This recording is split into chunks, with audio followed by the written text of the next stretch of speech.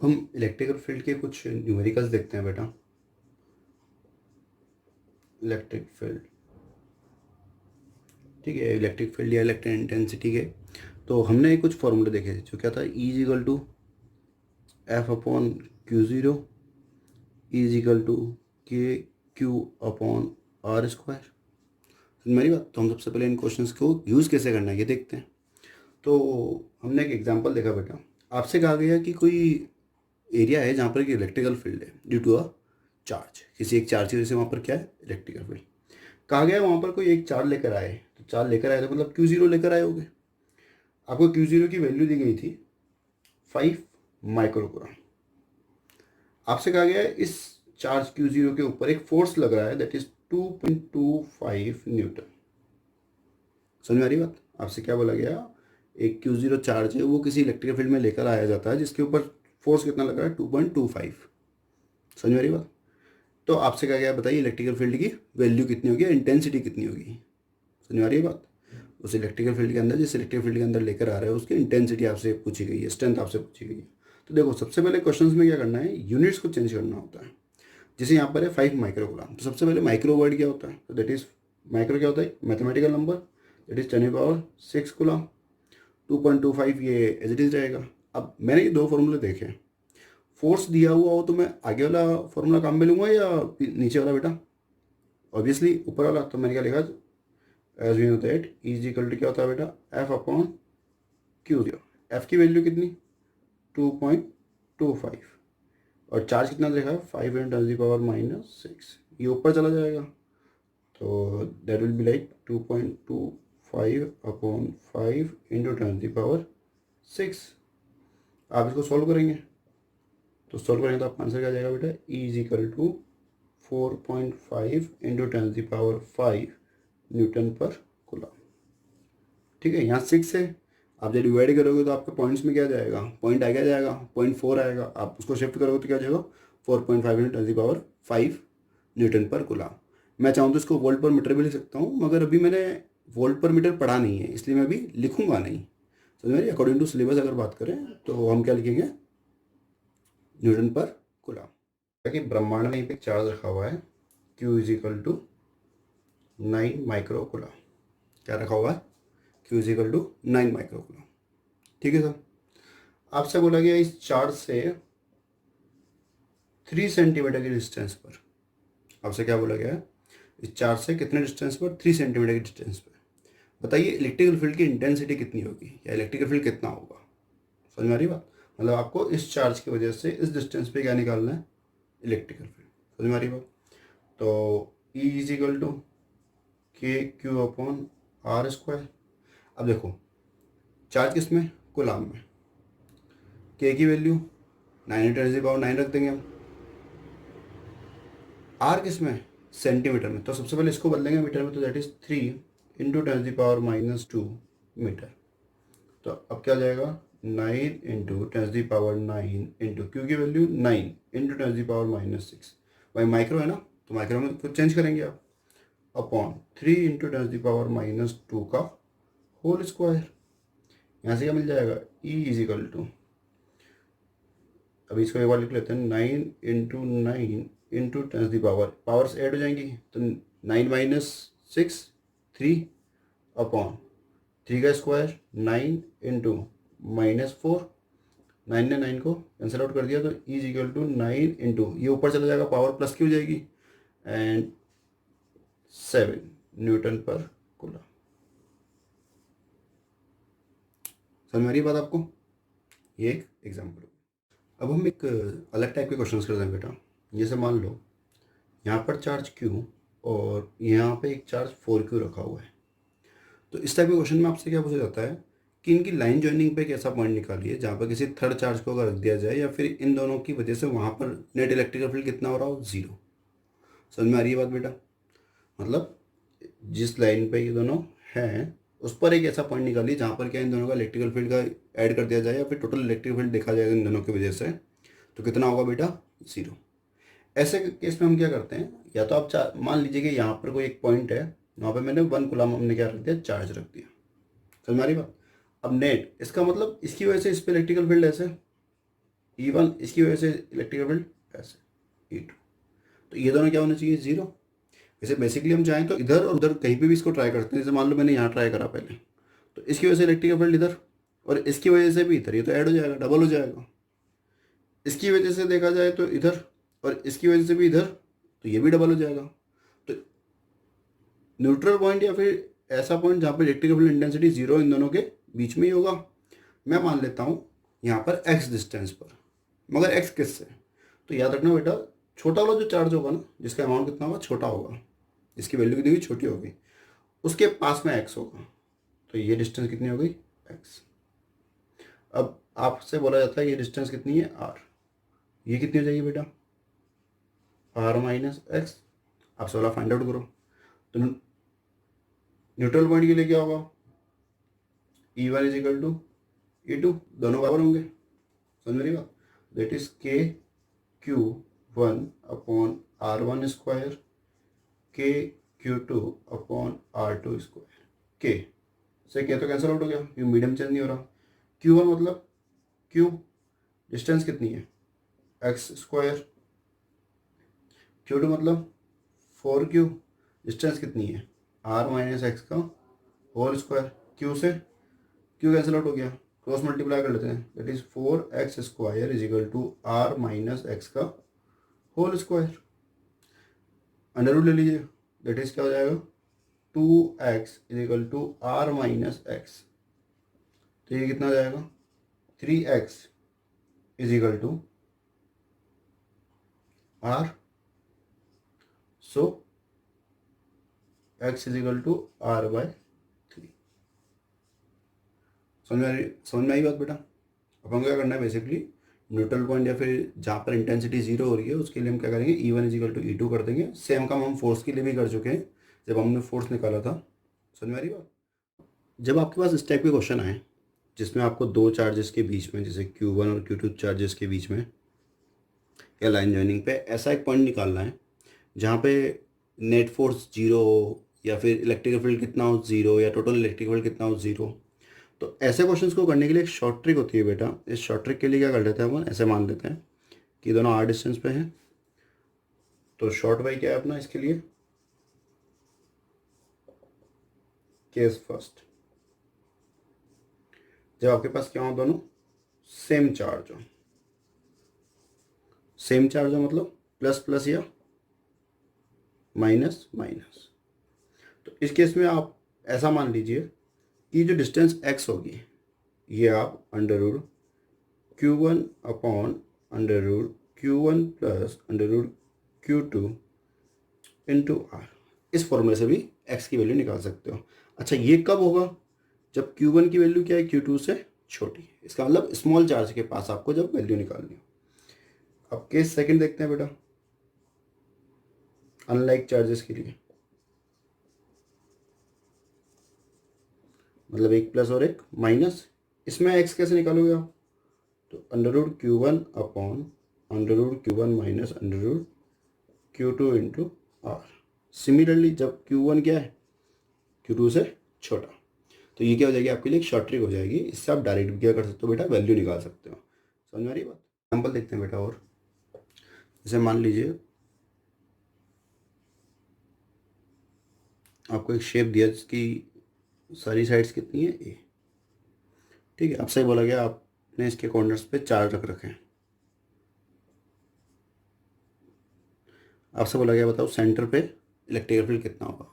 मैं same question चाहूँ तो फोर्स के लिए भी कर सकता हूँ, हम कर भी चुके हैं। हमने वहाँ पे पॉजिटिव चार्ज लिए थे, यहाँ हमने दो पॉजिटिव दो नेगेटिव ले लिए।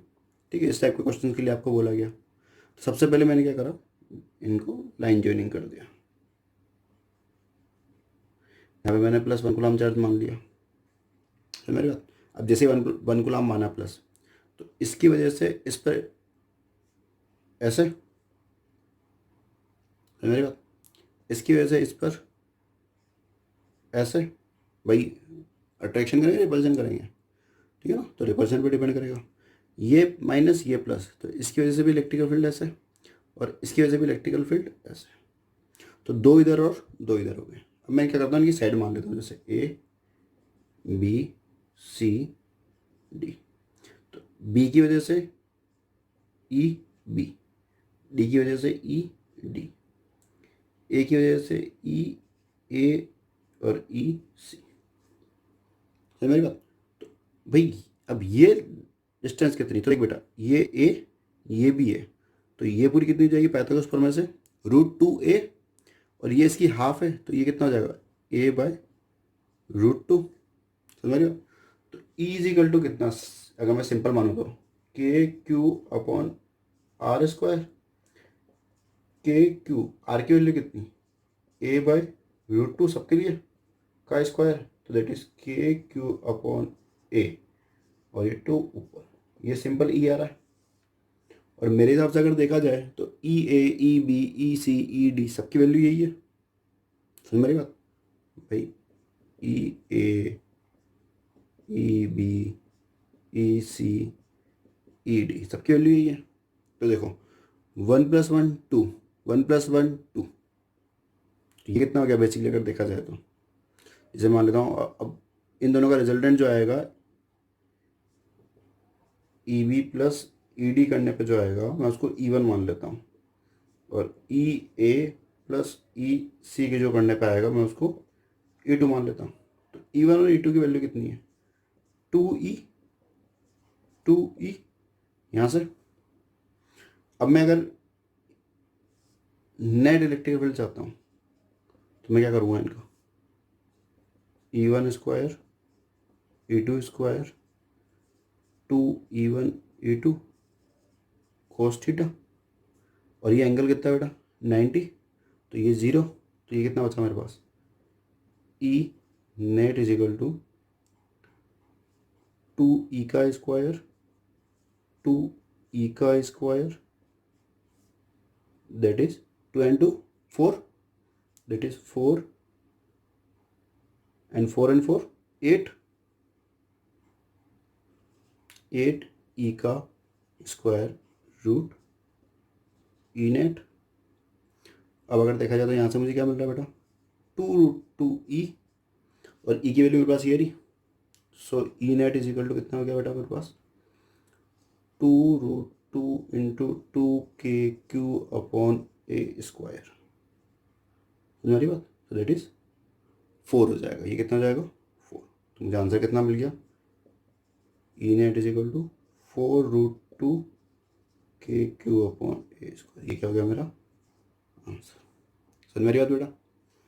इस टाइप के क्वेश्चन इस तरह से होते हैं। फिर आप इसके अंदर आप कोई सा भी शेप ले सकते हैं, दोबारा फोर्स की तरह ही आपको डिफरेंट डिफरेंट वैल्यूज़ आप चार्ज की वैल्यू पुट करके निकाल सकते हैं। समझ मेरी बात बेटा? एग्जाम्पल देखते हैं बेटा। जैसे आपको एक 2D सिस्टम दिया गया, XY एक्सिस, XY प्लेन आपसे दिया गया, और आपसे कहा गया कि भाई 2 चार्ज हैं Q,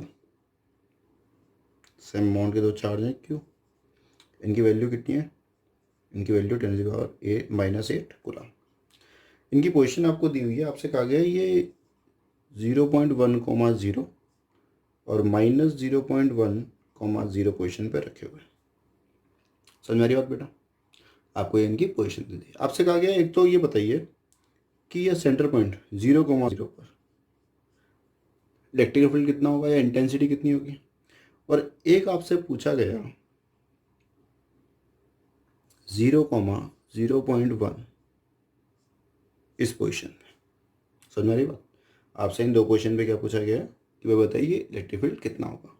तो भाई एट 0,0 की अगर बात करूँ तो E net is equal to, देखो इसकी वजह से इलेक्ट्रिक फील्ड इस पर इस तरफ, और इसकी वजह से इस पर इस तरफ, तो नेट तो कितना हो गया बेटा 0, क्योंकि ये डिस्टेंस तो सेम है दोनों की।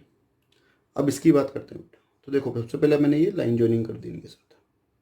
अब देखो इसकी वजह से अगर इलेक्ट्रिक फील्ड इधर हो E1, और इसकी वजह से इधर E2। समझिए बात?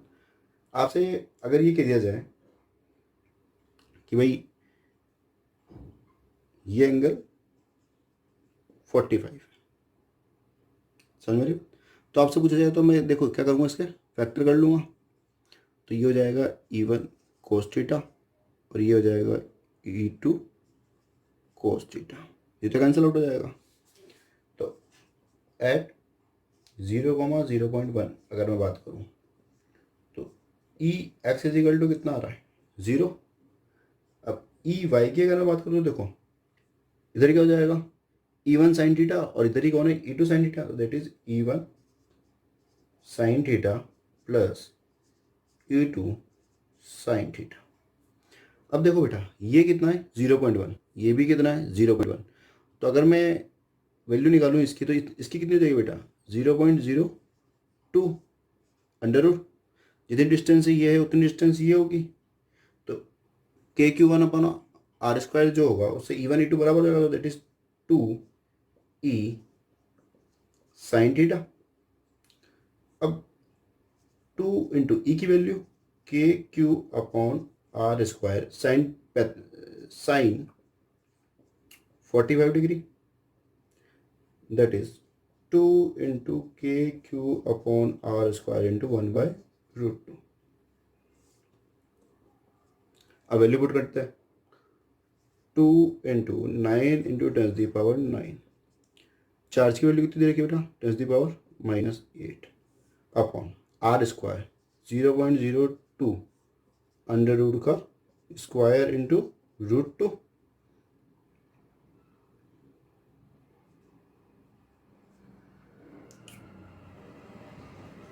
सो EY इज इक्वल टू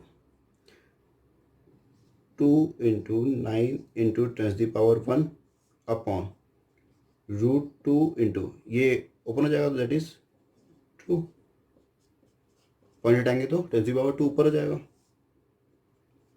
तो EY इज इक्वल टू देखो 2 से 2 गया तो कितना बचा 9 इंटू 10⁻3/√2।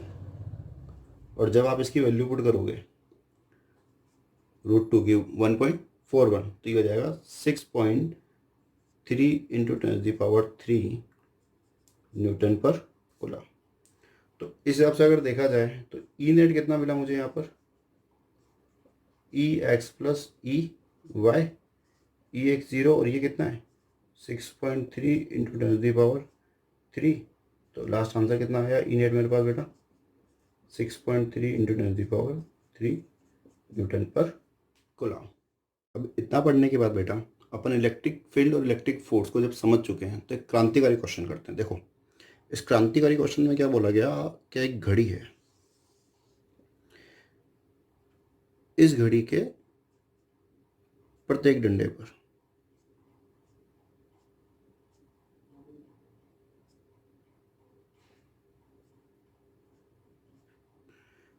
चार्ज बांट दिया कितना 1 coulomb 2 coulomb 3 coulomb 4 coulomb 5 coulomb 6 coulomb 7 coulomb 8 coulomb 9 coulomb 10 coulomb 11 coulomb है 12। आपसे बोला गया इसके सेंटर पे टोटल फोर्स कितना होगा और ये डिस्टेंस कितनी दी थी 1 मीटर दे दी आपको, जिसे इकाई मान लेते हैं, आपको यूनिट डिस्टेंस दे दिया गया और बोला गया बताओ भाई टोटल सेंटर पे कितना फोर्स लग रहा होगा। ये जो दोनों है 12 कूलम में, ये इस पे फोर्स लगा रहा होगा ऐसे F1। तो F1 इज इक्वल टू कितना KQ1 Q2 upon R square, R is equal to 1 मान लेते हैं अपन, तो दैट इज Q1 कितना 12। समझ में आ रही बात, फोर्स किस पे लगा रहा है 1 कूलम पे, दैट इज 1 अपॉन 1 का स्क्वायर, दैट इज 12 के। समझ में आ रही बात, तो F1 फोर्स कितना आ गया बेटा 12 के। समझ में आ रही बात। अब देखो ये 6 कूलम कैसे लगा रहा होगा ऐसे, F2 मान लेते हैं अपन इसको, तो F2 इज इक्वल टू कितना that is KQ1 Q2 upon R square, that is K6 into 1 upon 1 का स्क्वायर। तो F2 इज इक्वल टू कितना मिला मुझे 6K। अच्छा इन दोनों का रिजल्टेंट कैसे हम निकालेंगे, तो F is equal to F1 minus F2 that is 12K minus 6K। तो आंसर कितना मिला मुझे 6K। अच्छा इसकी डायरेक्शन क्या होगी, तो डाउनवर्ड डायरेक्शन में होगा। समझ में आ रही है बात।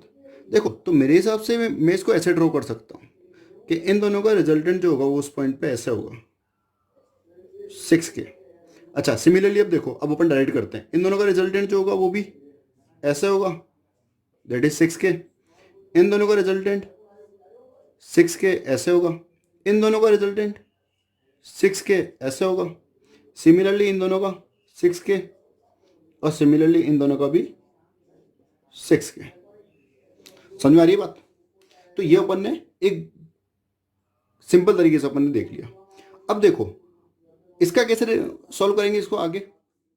अब अपन जानते हैं जो क्लॉक के अंदर 5 मिनट में कितना एंगल बनाइए 30 डिग्री का, और 10 मिनट में 60 डिग्री का। तो ये 30 तो ये भी 30 और ये 60 तो ये भी 60, और ये एंगल कितना बेटा 90। तो देख अब इन दोनों को अपन फैक्टर करेंगे तो इनके वर्टिकल कंपोनेंट जो होंगे वो तो कैंसिल आउट हो जाएंगे, सिर्फ क्या बचेगा इसके हॉरिजॉन्टल कंपोनेंट। सिमिलरली इन दोनों के भी क्या हो जाएंगे बेटा, वर्टिकल तो कैंसिल आउट हो जाएंगे, सिर्फ क्या बच जाएंगे हॉरिजॉन्टल। तो देखो अपन इसको कैसे कैसे ड्रॉ कर सकते हैं, ये 6K, अब इन दोनों का हॉरिजॉन्टल कंपोनेंट तो ऐड हो जाएगा 2 इंटू 6K कोस 30, और सिमिलरली इन दोनों का हॉरिजॉन्टल कंपोनेंट 2 इंटू 6K कोस 60, और ये 6K। तो मेरे हिसाब से ये क्या है बेटा एक्स एक्सिस, और ये क्या है माइनस वाई एक्सिस। तो एफ नेट इजिकल टू कितना हो जाएगा, देखो इन सबको ऐड कर देंगे तो 6K प्लस 12K और कोस 30 कितना बेटा √3/2 प्लस 12K और कोस 60 कितना बेटा 1/2, that is in I cap direction. अब माइनस, क्योंकि माइनस वाई कैप है, माइनस वाई एक्सिस है, तो कितना हो जाएगा 6K जे कैप। तो एफ नेट इजिकल टू मैं कितना दे सकता हूँ, देख ये यहाँ से 6 टाइम, तो 6K कॉमन ले लो 6K, तो 1 + 1 2 प्लस √3 आई कैप माइनस 6K के कैप। ये क्या हो जाएगा अपना बेटा नेट फोर्स ऑन 1 कूलम। समझ में आ रही है बात, समझ में आ रही है बात बेटा?